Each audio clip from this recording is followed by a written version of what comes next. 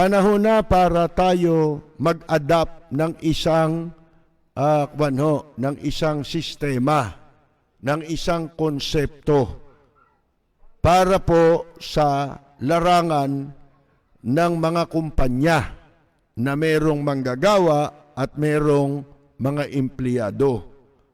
Ito po yung tatawagin ko na profit sharing. Kasi po nung araw, may mga kaibigan akong Hapon na nagsisimula sila ng negosyo. Meron silang amo pero yung amo nila ang nagbigay ng puhunan para sa pagbubukas nila ng negosyo. Ikinuwento sa akin nitong mga kasama kong Hapon, kaibigan ko, na ang sistema raw nila, karamihang ginagawa, ay pag nagsisimula ang kumpanya, pare-pareho silang nagsisimula. Di ba? May sweldo sila mula sa kinikita nila, kukuha sila ng sweldo para sa kanila. Pero, habang yung kanilang kumpanya ay lumalaki, kasama silang lumalaki. Di ba? Ibig sabihin, hindi lamang yung kumpanya ang lumalaki. Hindi lamang yung may-ari ng kumpanya ang lumalaki, kundi pati sila at yung mga kasama nila. Ngayon, marami akong naririnig na mga bagong graduate o yung iba pag-graduate pa lang, nagbubuo na sila ng kanilang mga grupo. Nagtatayo na sila, nagsisimula na sila ng mga negosyo. Magkakasama sila. Ewan ko lang kung itong ating sinasabing profit sharing ay ganun sila. Di ba? Pero itong sinasabi ko, para ho ito sa lahat. Panahon na para, kasi di ba alam na ninyo ang kwento ng mga manggagawa natin di ba?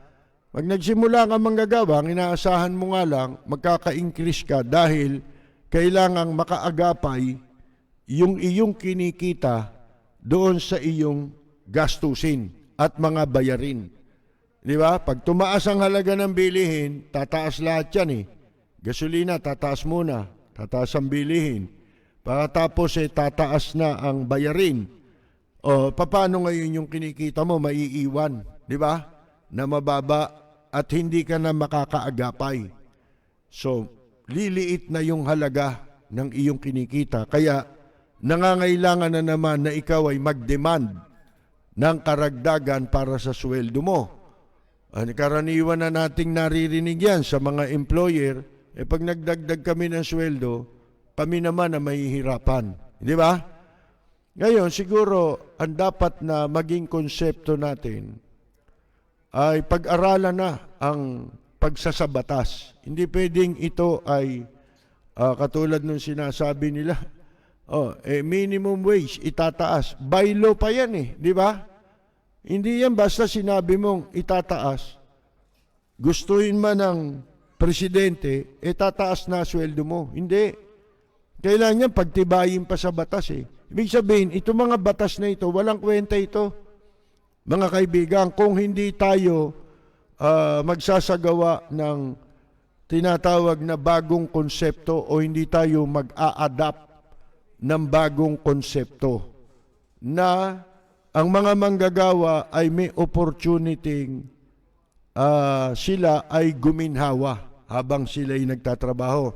Kanina kasi may binabanggit si Vice President Leni Robredo yung pagsasabatas. Tinanong siya kung paano niya maisasagawa yung proteksyon ng mga manggagawa. Yung mga natatanggal sa trabaho, di ba? May endo, may kung ano-ano. Ang sabi niya, dapat maipasa yung batas na yung parang sa civil service, na ano ba tawag nila ron? Security of tenure. Pag naisa batas yun, Hindi ka na basta-basta matatanggal lang sa trabaho. Ha? Katulad ngayon. Ngayon, maganda yon kasi mahawakan mo trabaho mo. Pero hindi natatapos ang problema mo. Ano problema mo? Hanggang doon ka lang eh. Manggagawa ka pa rin. Laborer ka pa rin. At umaasa ka pa rin sa sweldo na kung ano yung sinusweldo mo, yun lamang ang maaabot ng iyong gastusin. Hindi ba? Para sa pamilya mo, sa ikabubuhay ninyo, at sa mga binabayaran nyo na serbisyo. Minsan, hindi lang minsan, talagang ang problema, pag nagkasakit ka na, di ba? O may nagkasakit sa inyo. Saan mo ngayon kukunin yun kung ang kinikita mo lang minimum wage? Di ba? Minimum wage lang ang kinikita mo. Yung minimum wage para saan yun? Panggastos nyo lang araw-araw yun di ba? At saka, nagtatabi ka ng konti, kung umuupa ka pa, pambayad mo sa bahay, pambayad mo sa tubig, pambayad mo sa kuryente. Di ba? Nag-aaral lang ang mga anak mo, kahit public yan, kailangan mo pa rin gumastos. Di ba? Kailangan niya ng pamasahe. Ang daming problema. So, hindi matatapos yan. Kaya, ang buhay mo, iaasa mo na lang kung ang anak mo ay makapagtatagumpay. Di ba? Halimbawang mapatapos mo ng pag-aaral, inaasahan mo sila ang mag-aahon sa inyo sa hirap. Pero bago mangyari yon, halimbawa mang may nagtagumpay, hindi naman lahat nagtatagumpay, di ba? Ang problema ngayon, nakapagpaaral ka ng mga anak mo. Una, hindi mo nasisiguro kung yun makapagtatrabaho ka agad para mabigyan ka ng konting ginhawa, di ba? Kasi napakaraming walang trabaho ngayon. Yun ang ginagarantiyahan ni Vice President Leni Robredo ngayon, yung pagbibigay ng trabaho. Alam niyang gawin yun. Ang problema natin, hindi gaanong aangat ang buhay ng mga tao. Kaya nakikita ninyo ngayon ang mga negosyante, sila lang ang mayaman. Mabibilang mo sa daliri mo kung sino lang sila. Di ba? Pumasok ka sa mall. Yung may-ari ng mall, yun, oligarch yun. Yung mga tindahan doon, kakain ka ron, iinom ka ng tubig, iinom ka ng serbesa, ng soft drink. Yun, mga tycoon yun, di ba, na oligarch dito sa Pilipinas. Habang buhay na yan, sila na lang. Dadaan ka sa karsada, may sasakyan ka, magbabayad ka doon din sa oligarch na yon, yung may-ari nung mall na pinanggalingan mo. Sa kanila pa rin mapupunta yung pera mo. Wala nang pagkakataon ang iba. Sabi ko nga sa inyo, hindi katulad sa ibang bansa, sa Korea, Singapore, Taiwan, Japan, mayayaman ang mga Hapon, di ba? Dito mayayaman na, nakikipag-tie up pa sa mga dayuhang negosyante, di ba? Na namumuhunan.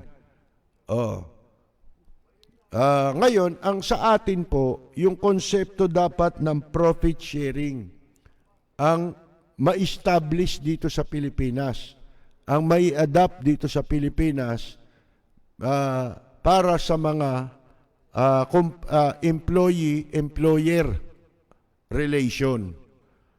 Dapat, halimbawa, nasa isang kumpanya ka, hindi po pwedeng ang kumikita lang dyan, yung may-ari ng mall.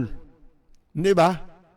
Kailangan, pati yung mga manggagawa niya, lahat yan, habang lumalaki ang kita niya. Kaya nga parami ng parami yung mall di ba? Habang lumalaki ang kita niya, ay gumiginhawa rin ang buhay nitong mga nagtatrabaho sa kanya. Sa papanong paraan, kinakailangan ang mga nagtatrabaho ay merong nakukuhang share mula sa kinikita ng kanyang pinapasukan. Hindi lahat ng kinikita ng isang may-ari ng kumpanya o ng pabrika, siya lang ang magpapayaman. Hindi ba? Dapat, itong mga habang lumalago ang negosyo mo, bukod sa sweldo, ay merong matatanggap na percentage. Hindi ba? Pinagmamalaki nyo rito, 13-month pay. Sa Japano, walang 13-month pay na isang buwan lang. Di ba? Yung 13-month pay, katumbas ng sweldo para sa isang buwan na karagdagan bilang bonus. Di ba? Sa Japano, hindi ganyan. Kung di ako nagkakamali, hindi bababa sa 3 buwan ang kanilang year-end na bonus, mga kaibigan. So, ang dapat mangyari, habang ang kumpanya ay kumikita, lumalaki ang kita, kinakailangan bukod sa sweldo ng kanyang mga tauhan, ay kasama silang nakikinabang doon sa kita ng kanilang kumpanya. Percentage yan di ba? Dapat may porsyento ron. Ito nakalaan sa ganitong level. Ito nakalaan sa ganitong level. Kaya dito mapapansin mo ang mga manggagawa, pasok, uwi. Pero wala naman yung pagmamahal dun sa kanyang pinapasukang kumpanya. Di ba? Walang pagmamahal yan. Bakit? Hindi naman siya mahal ng kumpanya. Kaya lang siya nakapagtatrabaho ron, kailangan nila ng trabahador, kailangan nila ng empleyado. At kapalit nun, may pera ka, sweldo. Para mo lang, ibubuhay mo yan sa pamilya mo. Di ba? Kung minimum wage law ka. Sakop ka ng minimum wage. Ngayon, hindi katulad nung profit sharing, halimbawa, depende yan kung magkano yung, di ba ginagawa nila yan doon sa buwis, yung train law? Kundi mga gago ito. Di kopyahin nyo yun, i-adapt nyo yun dito sa pagpapasweldo ng mga empleyado at mga manggagawa. Na habang lumalaki ang kita, ay nadaragdagan ang kanilang sweldo. Hindi lang sweldo, kundi yung porsyento. Diba, pumunta ka sa restaurant. Di ba meron sila diyang service charge? Merong mga establishment na naniningil ng service charge. Yung service charge, kundi magnanakaw yung employer, ang talagang partihan doon ay hinahati yun tuwing araw ng sweldo, i-divide yun para sa mga empleyado. Hindi ba? Yun yung service charge na sinasabi. Bakit hindi natin ito mai-apply sa larangan ng paggawa? Hindi ba? Bilang employee relation. Pagka ito narinig nyo kay Isko, wala nang ibang pinagkopyahan niya kundi tayo. Kasi mangungopya yan ngayon, yun po ang maganda. Hindi ba? Yang konsepto na yan, ang i-apply natin dahil ang tao, pagka ganon, gumiginhawa siya. Bukod sa sweldo ko, minsan, mas malaki pa yung kikitain mo doon sa share na makukuha mo sa kumpanya kesa sa sweldo mo. Pwedeng mangyari yun. Hindi ba? Kaya itong taong ito, itong isang empleyado, isang manggagawa, matututunan niyang mahalin at pahalagahan hindi lamang ang kanyang trabaho, kundi maging yung kanyang pinaglilingkuran. Kaya nakita ninyo sa Japan, meron na to, napalabas na ito sa CNN. Yung isang presidente ng isa sa top corporation sa Japan. Nung magkaroon sila ng recession, imbes na magbawas sila ng empleyado, kasi kung magbabawas sila, magkakaroon ng retrenchment, kawawa naman yung mga tao, di ba? Na maapektuhan, magugutom sila. Merong panahon kasi na bumagsak ang ekonomiya ng Japan. Alam nyo, ginawa nung presidente, siya ay nagpakita bilang halimbawa. Kung dati, kasi presidente ka, ang dami mong perks, di ba? Ang dami mong pwede, ito pang inom mo, ito pang travel mo, pang shopping mo, ganyan sa Japan mga kaibigan Ang dami mo nakukuha perks. Ano ginawa niya? Isinakripisyo niya yung kanyang perks. Lahat yun. Pati paggamit niya ng kotse, hindi na siya nagkokotse. Sumasakay na siya bilang isang karaniwang tao. At pagkakakain siya, hindi siya po lalabas ng building nila para pumunta sa mamahaling restaurant. Mga kaibigan, kung hindi, ang ginawa niya, sumasama siya doon sa kantin. Doon siya kumakain. Pumipila siya para makabili ng pagkain sa kantin. Yun ang nag-inspire sa kanilang mga empleyado para lalo nilang mahalin ang kanilang kumpanya at ang kanilang trabaho. Kaya nakabangon ulit ang kanilang ekonomiya. Hindi ba? Habang ang tao, kasi kung karaniwang empleyado ka, bihira ka ng makagasta ng labas dun sa pangangailangan ninyo. Kasi wala ka ng ilalabas di ba? Halimbawa, pagkain, pambayad sa renta, sa tubig, sa kuryente. Yan yung mga basic, di ba? Pangangailangan ng anak mo na nag-aaral. Wala ka ng magagasta para makabili ka man lang ng isang karsorsilyong bago, di ba? Kasi yung karsorsilyo mo, halos hindi mo na malaban dahil nag-iisa. Pag hinubad mo, tumatayo na. Mga kaibigan, ganun ho Hindi ba? Hindi katulad nung merong profit sharing na nakukuhang share mula sa kumpanya ang manggagawa. Hindi na siya nangangailangan na taon-taon ay magsisisigaw sa karsada. Di ba? Pupunta sila sa karsada para humingi ng dagdag na sweldo. Ganon din sa government service, mga empleyado. Di ba?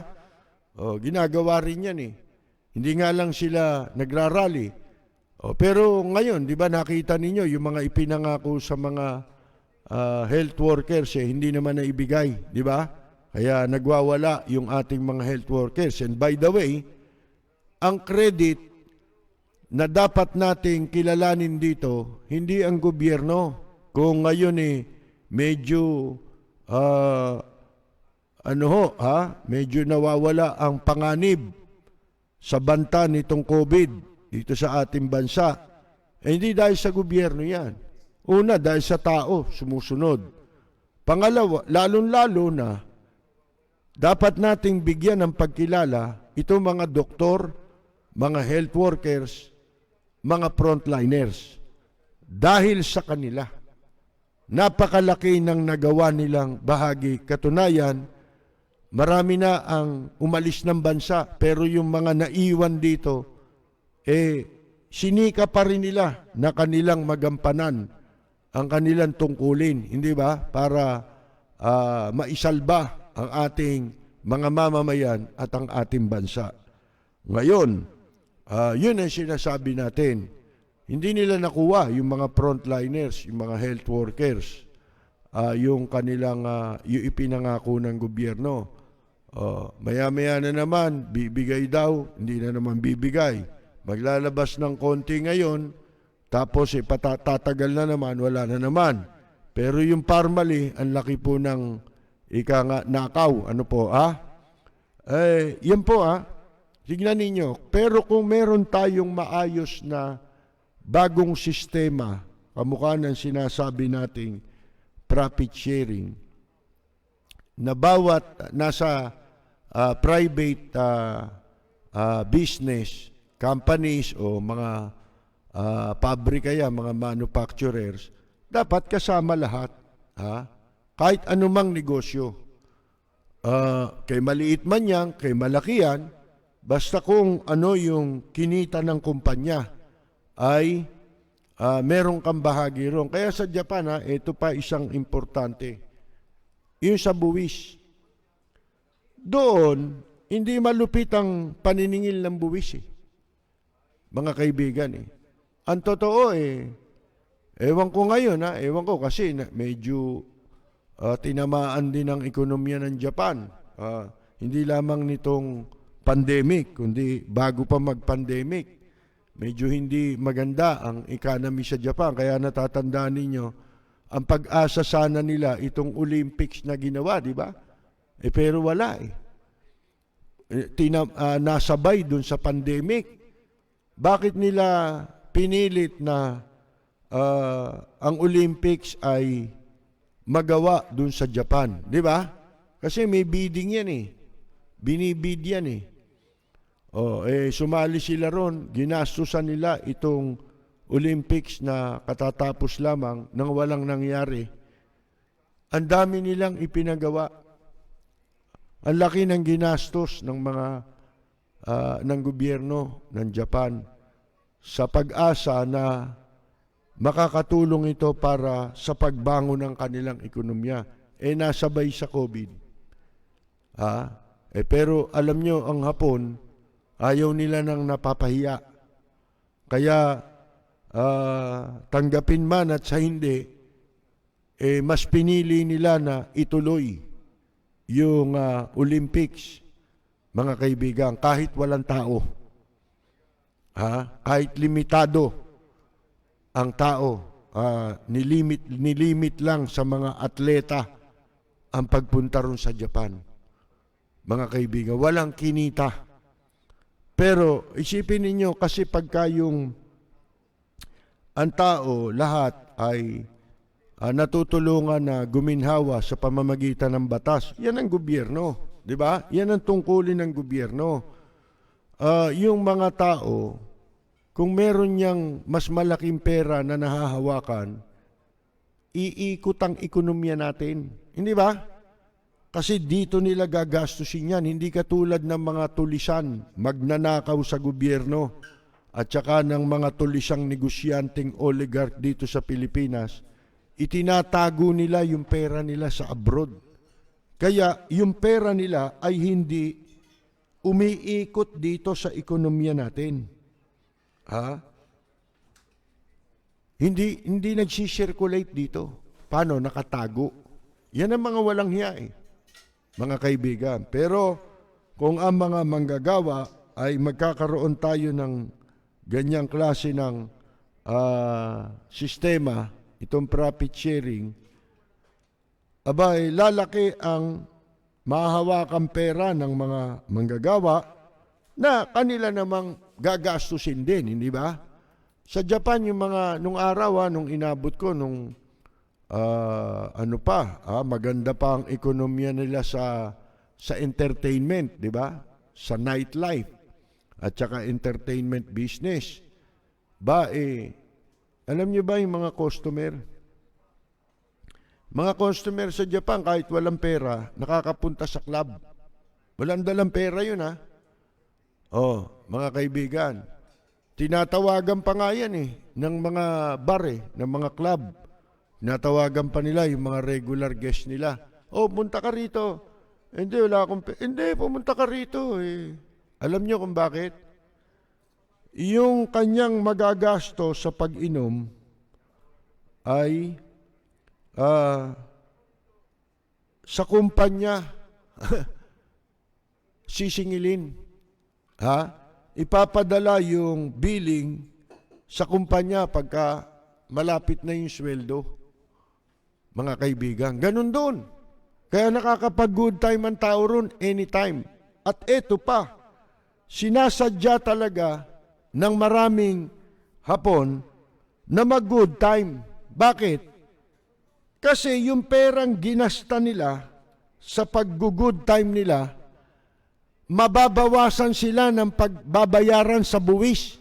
Doon, habang gumagasta ka, habang bumibili ka, o nagpapasarap ka, bumababa ang buwis na binabayaran mo. Iipunin mo lang yung gastos, yung resibo ng gastos. Mga kaibigan, deductible yun sa tax. Dapat ganyan ang sistema natin. Ang tao, pag gumagastos, lahat ng ginagastos niya, hindi naman ganyan eh. Di ba? O sa kumpanya ba, pwede yun. Hindi. Katulad nun sa kanila, mga empleyado sa kumpanya, mag-good time yan. Wala silang pakialam. Kasi, halos hindi mababawasan yung sweldo nila. Mga kaibigan, dahil pati yung ginastos nila, ibabawas yun sa buwis na kanilang dapat bayaran. So, imbes na ibayad nila sa buwis, ay gagamitin na nila sa good time. Masama ba yun sa gobyerno? Hindi pa rin. Bakit? Umiikot yung ekonomiya mo eh. Hindi ba? Makakala ninyo yung entertainment business dyan. Mga kaibigan, napakalaking contribution sa ekonomiya ang ambag sa Japan. Katunayan, foreigner ang mga entertainer, katulad ng mga Pilipino, di ba? Ang dami mong binabayaran para dyan. Pasusweldohin mo yan, bibigyan mo ng food allowance yan, iuupa mo ng bahay yan, di ba? Ang laki. Yung bahay niyan, ikaw rin na nagbabayad ng tubig at kuryente niyan, hindi ho ba? Hindi hindi maliit na halaga yan. Napakalaking halaga. $1 ang bayaran dito, mga kaibigan. Sabi ko nga sa inyo, pinakamalinis na host ang Japan eh. Bakit? Kasi bago ka umalis, ito yung kakaiba eh. Hindi mo kailangan magbayad sa kung sino-sino. Mga kaibigan, bago ka umalis, yung unang buwan na susweldi mo na hindi mo pa pinagtatrabahuhan, ibinibigay na sa'yo bilang cash advance bago ka umalis. Yan na nakagawian nung araw pa dahil pambili mo ng costume, di ba? Kung ano-ano na kailangan mo para sa pagpunta mo sa Japan. So yung unang sweldo mo, nakukuha mo na, hindi ka pa nagtatrabaho. Pinakamalinis yan, di katulad ng pupunta ka ng contract worker ka, OFW ka sa kung saan sa Hong Kong. Alaya, sagot mo lahat yan. Pati dilihensya ng mga nasa gobyerno, sagot mo lahat yan. Hindi ho ba? Winalang hiya ni Gloria eh. Si Gloriang Makapal Arroyo, imbes na pinagyaman natin sa galit ng Japan sa atin, mga kaibigan.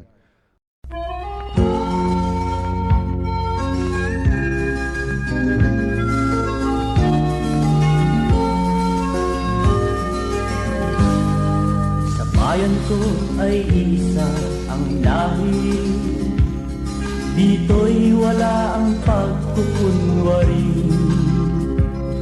Hindi padagaig, sadyang kilala sa daigdig, may pagkakaisa sa bawat nais. Ang bayan ko'y punong-puno ng yaman, bakit ito'y kailangan pang iwanan? Hindi nga ba't anong sarap mabuhay ng buong ganap. Sa bayan mo, sumabit mang yaong wakas. Dito sa bayan ko, lahat kami pantay-pantay. Walang nang aapit, ang pag-ibig ay tunay. Dito sa bayan ko, dito'y makikilala mo ang isang kaibigang nagmamahal sa'yo.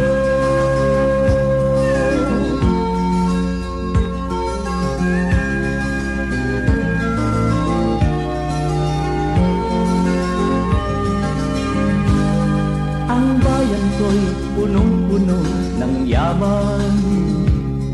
Bakit ito'y kailangan pang iwanan?